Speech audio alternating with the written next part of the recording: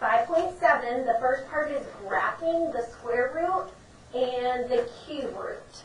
So I color-coded my transformations so you could see where they were coming from. So it tells you that this is your guide. Okay, so this is your parent function. You do have to have a table with at least 4 points. Identify the domain and range and set notation. And then make sure that you label your graph for full credit. So you have the X and the Y, and then just label a few points on there. Yeah, please let me know if it goes blurry. You know, it's acting up a lot today. Okay, so this negative means that there's a reflection over the x-axis. Okay, this 1/2 means there's a vertical compression by 1/2. Remember, it's a vertical if it's on the outside. Okay, if it was on the inside, that's when it's horizontal. And then it's a vertical translation 3 units up. Okay, so there's a couple ways you can do this. Because it's the square root of x here, the x's aren't changing. You can just use your perfect squares, your 0, 1, 4, 9, 16. You can also make a table. I know some people made a table for their parent function, for their f of x equals the square root of x. That's a good strategy too. Remember, you just do the first 4 perfect squares. What are the first 4 perfect squares? 0, 1, 4, 9. And the square root of 0 is 0, square root of 1 is 1, square root of 4 is 2, square root of 9 is 3. So you can use this as your guide. Now, when you have a reflection, that is like you are multiplying the x by -1. Okay, the reflection means you're multiplying your x coordinate by -1. The vertical compression means you're multiplying, or sorry, I said x, but that's not what I meant. When it's a reflection, you are multiplying what coordinate? The y. So you multiply the y coordinate by -1. When you have a vertical compression, you are multiplying the y coordinate by 1/2. Okay, and then the vertical translation 3 units up means you are adding 3 to the y. Now, how do you know which one of these operations to do first? What do you have to follow? Yeah, order of operations, PEMDAS, right? So before you can add, you're going to have to multiply.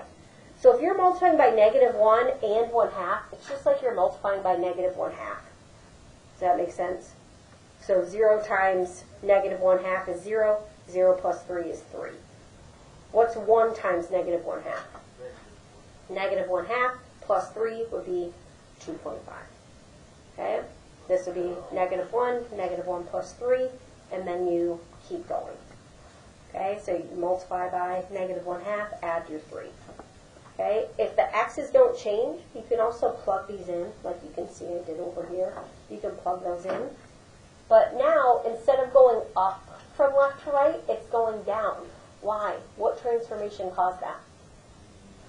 The reflection. Okay? So if it's a reflection, okay, it is going to be going down from left to right.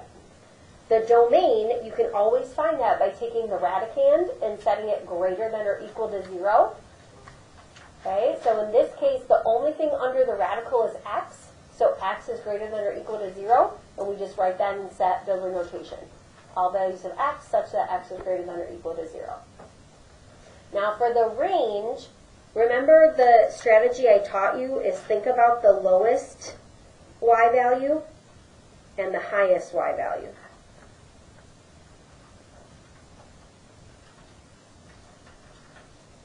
Okay, so you have this point here at 3. Is that the lowest or the highest y?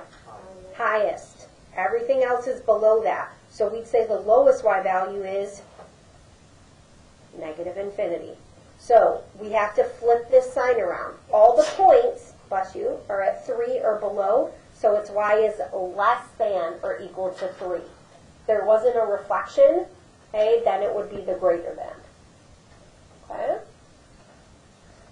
All right, what questions do you guys have for me about graphing square root functions from the parent function? Feeling pretty confident on those? All right, so for number 2, the transformations, there's a vertical stretch by 2, horizontal translation, 1 unit left. The 2 in front is the vertical stretch. The 1 unit left is this +1 underneath. Okay, so you can see here, I drew out the parent function. Because you have a vertical stretch by 2, you're going to multiply the y values by 2. Because you have a horizontal translation, 1 unit left, you're going to subtract 1 from the x values. So our perfect cubes, -8, -1, 0, 1, 8. When you add 1, you'll get -9, -2, -1, 0, and 7. Okay, and then for your y values, when you multiply them by 2, you'll get -4, -2, 0, 2, and 4.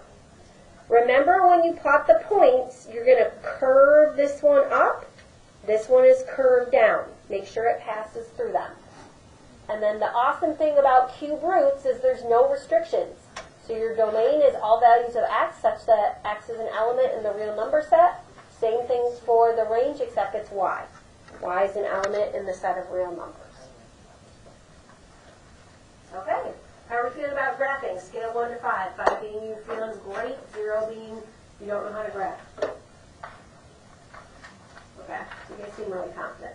All right, let's see how the next page went.